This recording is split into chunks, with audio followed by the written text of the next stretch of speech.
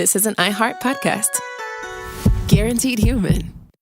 With no fees or minimums on checking accounts, it's no wonder the Capital One bank guy is so passionate about banking with Capital One. If he were here, he wouldn't just tell you about no fees or minimums. He'd also talk about how most Capital One cafes are open 7 days a week to assist with your banking needs. Yep, even on weekends. It's pretty much all he talks about, in a good way. What's in your wallet? Terms apply. See CapitalOne.com/bank. Capital One, N.A., member FDIC.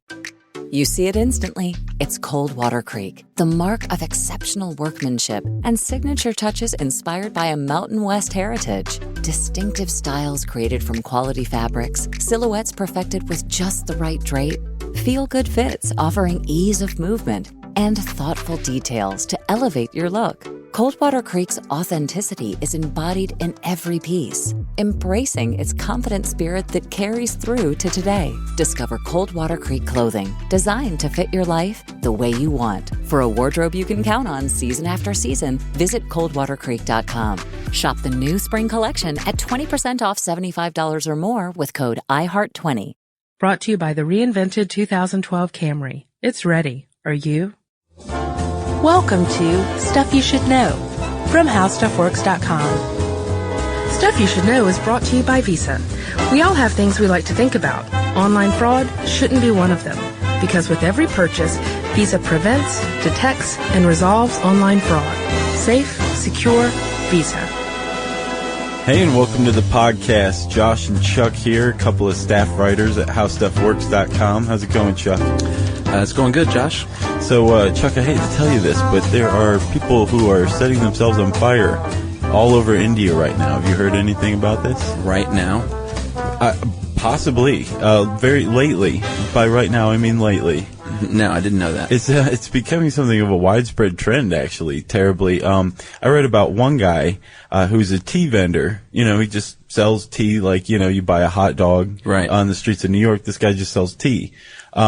And apparently he fell in the bad graces of a local representative of the local government. And the guy was kind of being abused by this guy, the government official. Right. And in retaliation, he doused himself in kerosene and set himself on fire in front of the guy's house. That'll show him. Yeah, pretty much. Now the guy lived, but he has burns like over 95% of his body. Wow. And at this point, you kind of wonder, all right, well, which is worse, you know? Right. That sounds like a terrible way to go. And the whole thing kind of reminded me that of an article I'd written. It's called "Is There a Worst Way to Die?" Right. It's a good one. I love this article. It was like it was really interesting to write. I talked to a funeral director. I talked to an ER doctor. And I also spoke with the guy who is the director of the Ernest Becker Foundation. And we'll talk about that in a minute. But because there's no quantifiable way to say, right, yes, there's definitely a worse way to die, and here it is. It's all subjective. Right. And even worse, there weren't any, you know, nationally recognized polls out there. I actually contacted Gallup to find out if they'd ever asked that question. Did you request a poll or no? No, I wanted to find out what the data was, if they'd ever taken that poll, and right. They said that they never had. I found one that was pretty close, a 1991 Gallup poll that was about fear of dying. Not the worst way to die. And astoundingly, only 25% of the people polled said that they were afraid to die.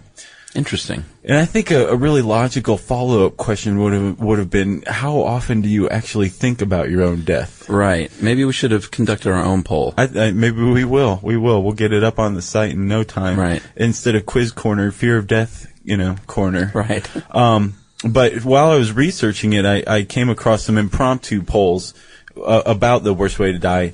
Immolation it usually ranks up pretty high. Yeah, I would say so. Burning to death, not good. Not good at all. I would say drowning's probably up there too. If drowning's up there too, yeah, they're usually they're usually interchangeable at the top. What's your worst way to die? Boy, I don't know if I could say a worst method of death, but I think that anything where I died alone would be the worst way. That is very funny that you bring that up, because I was doing extra research for this podcast, and there was a British poll from this past April, And the majority of the respondents said that their worst death was a dying alone. Yeah, like Isaac Hayes, God rest his soul, he just passed a few days ago. Sure. And I think they found him in his home gym with a treadmill going. And something as mundane as that, it just seems like the most depressing way to go, you know? Yeah. You're lying there, your treadmill's still alive, right next to you, and there you are. Right. And surrounded by no one. Right. Or Elvis Presley, as you know, I have Elvis on the brain. Oh, yes. After writing about Graceland. And, you know, Elvis famously died in his bathroom reading a book. And no one found him, you know, for hours. So he was just laying there in his bathroom. Yeah. So the second worst aspect of death that people came up with was not enough access to pain relief.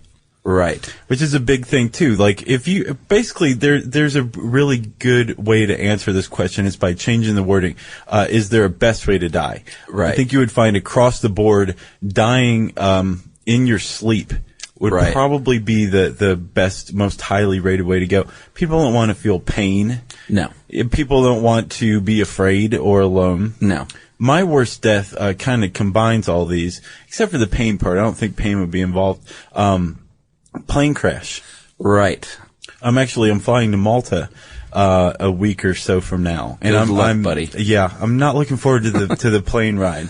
And my big problem with dying in a plane crash is if you're at 30,000 feet or something like that, it doesn't happen instantaneously. Yeah, I know where you're headed probably here. A good minute or two headed straight to Earth at like 800 miles an hour. Right. But even that takes a minute, maybe two, maybe three, depending on how high up you are. And buddy, you're totally aware of what's going on the whole time. Right. You got a solid minute to 3 minutes to think about, you know, hey, I'm going to die. Right. And the panic and the hysteria just, I would say, with everyone on the plane, it's not, if you were by yourself, it would be bad enough, but you have hundreds of strangers that you were probably annoyed with just moments earlier for one reason or another. And you're all going through this. So at least you're not going to die alone. Yeah, well, but I'll tell you what, if George Gallup asked the people on a plane that was going down if they feared death, I'm pretty sure that the percentages would skyrocket. Right. That'd have to be a hastily performed poll. Yeah, exactly. So, you know, basically, Chuck, our approach to death, our fear of death, in some theorists' eyes, is a result of a kind of sanitizing of death. Right. Of basically our desire to not look death in the face, not think about death. Which brings you back to Becker, correct? Becker and thanatology. Right. A lot of Ernest Becker's views, his whole field was called the psychology of death, right? Right. And in Becker's opinion, culture, every aspect of culture, from our lazy boy recliners to NASCAR to whiskey to Guitar Hero, right, to the climbing the corporate ladder, whatever it is, it all serves to distract us from thinking about our own mortality. Right. So culture has been created to distract us, so we can throw ourselves into it. That's Becker's stance. The problem is we, in Becker's opinion, he died many years ago, at age 49, sadly. I wonder if he saw that one coming. I don't know, but I'll bet you if there was ever a human who was walking the earth who was cool with it, it was Becker. And he died of cancer too, so I mean, he knew it was coming. But in Becker's opinion, we know that death is coming. We're distracting ourselves. So the unconscious mind has to find an outlet somewhere, and usually that outlet is violence or aggression or war. Right. So in Becker's opinion, if we'd all just go ahead and accept the fact that we are going to die someday and we don't know when it's going to happen or how it's going to happen, we'd all be a lot better off. We'd all basically chill. Right. And I know along the same lines of how we insulate ourselves from death is how there's not as many open casket funerals these days, and I know back in the olden times, as they say. Well, as recent as the 19th century. Yeah, people would sit up with the dead. I know that's a Southern tradition where you would literally have the body in your house or wherever they died, and the family's just hanging out. Yeah, for days on end. Yeah. They'd eat around it. Yeah. And one of the points of that was to socialize children to death. Right. Public viewings. Right. Yeah. And plus another aspect of it was, usually it was in the home because most people died in the home. Right. Because modern medicine, just kind of went, good luck with that, pal. See you in hell, that kind of thing.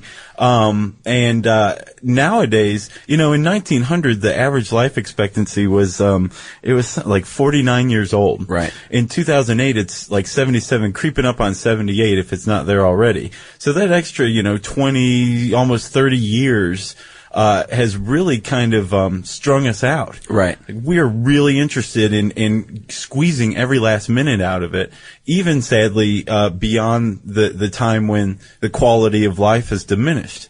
So what are you saying? Well, I'm saying we have all these machines to keep us alive, to breathe for us. Right. And we know that they're out there. So we have thrown ourselves even further into this denial of death, as Becker called it. Right. So the very things that keep us alive are distracting us from the obvious. Pretty much. And the inevitable. Yeah. And there was another aspect when you brought up 19th century that I found really interesting. There was a trend. Have you heard of bereavement photography? Yeah, that was, have you seen the movie The Assassination of Jesse James? I have not, no. Yeah, he was famously, photographed in his casket, and the whole town came out. They had him on a block of ice, and the whole town came and viewed the body and had their picture made with, picture made. We're from the South. Picture made, exactly. They had their picture made with, the body of Jesse James. Is that what you're talking about? Yeah, I mean, it's a photograph of a dead person. Usually though it was of a loved one, and oftentimes they'd be on a couch sitting up looking like they were sleeping, or in bed looking like they were sleeping. Sometimes their eyes were propped open to make it look like they were awake. Yeah, that's really odd. It was kind of odd, but it actually still continues today. There is bereavement photography. Usually it's used by parents whose child was stillborn or died at a very, very young age, and this will be the only photo that they ever have of them. Right. Is this in the United States mainly? Yeah. Wow. Yeah, it's you don't want to say it's odd because clearly they're getting something from it. Like, I'm sure it poses or it creates a sense of catharsis or finality to it. And plus they can say, well, this is what my baby looked like as for as short a time as he or she was on Earth, Right. And it's very sad, but I imagine that you can get something out of it. Yeah, who am I to judge? Exactly. And photography in general kind of has, since it was created, has always had kind of this fascination with death, like bereavement photography or outlaws. Right. Even Pablo Escobar, there's that famous photo of him all bloated and dead on that rooftop in Medellin. Right. Or the famous photo of Lizzie Borden's father, kind of sideways on the couch. Yeah. His face mashed in. And what is it about us humans that wish that photo wasn't so grainy? Yeah. That you could make it out a little more, I know. But at the same time, it kind of lets the imagination run wild. We are a sick, twisted species. We're afraid of our own death, and yet we love morbid photography of dead people. Or at least you and I. We don't want to speak for everyone. I guess we shouldn't speak for the rest of humanity, although, I'd say we're fairly typical. But back to the photography part, there's this really cool exhibit, by a German photographer named Walter Schels. Right? And he did this series called Life Before Death. And what he did was he went and visited people who were terminally ill, spent the last, couple days of their lives with them, took a series of photographs of them, got like the one he was looking for, and then arranged to take another photo of them right after they died. And he juxtaposed them one right next to the other. And there's actually a really great spread on the Guardian's UK site. Well, what did he find? Was it uplifting or was it depressing? It's very subjective. It's death, There's no objectivity with death. We have no idea what's coming after this. It's all subjective. You're scared of it. You're not scared of it. Whatever. Right. So it's definitely one of those things where, you're going to take what you want out of it. And some are more startling than others, but it's odd and it's oddly comforting. So. Yeah, I'd like to see that. Yeah, well, you can see it, on the Guardian site. But first, don't forget to go to HowStuffWorks.com and read Is There a Worst Way to Die? It's a pretty cool article if I do say so myself. And stick around to find out which article makes me pretty excited but scares the hell out of Chuck right after this. Stuff You Should Know is brought to you by Visa. We all have things to think about, like say, what's the best site to buy a new leather jacket, or whether to buy the 3 or 6 megapixel camera. But thankfully, we don't need to think about online fraud, because for every purchase you make, Visa keeps an eye out for fraud with real-time fraud monitoring, and by making sure you're not liable for any unauthorized purchases. How's that for peace of mind? Safe, secure, Visa. So Chuck, we're back. I know this article scares the hell out of you. I like it. Tell us about it. What's the Missiplicity Project? You want to tell everybody? Yeah, it has to do with dog cloning your pets, and kind of creeps me out. I know that you love your dogs like I do, but you want to clone yours. You want to have 9 instead of 3. Well, my dogs are never going to die, not if I have anything to say about it, but if they do, I feel comforted knowing that I can bring them back. Well, you better get a second job, buddy. It ain't cheap. No, I know it's not. I'm saving up already, actually. Good. It's like put kids through college or, Malta. Bring dogs back to life, right? And we want to give a shout-out to HowStuffWorks freelancer Julia Layton for creating a really cool article. You can check it out on HowStuffWorks.com. Just type in, what's the Missiplicity Project? For more on this and thousands of other topics, visit HowStuffWorks.com. Let us know what you think. Send an email to podcast@HowStuffWorks.com. Brought to you by the reinvented 2012 Camry. It's ready. Are you?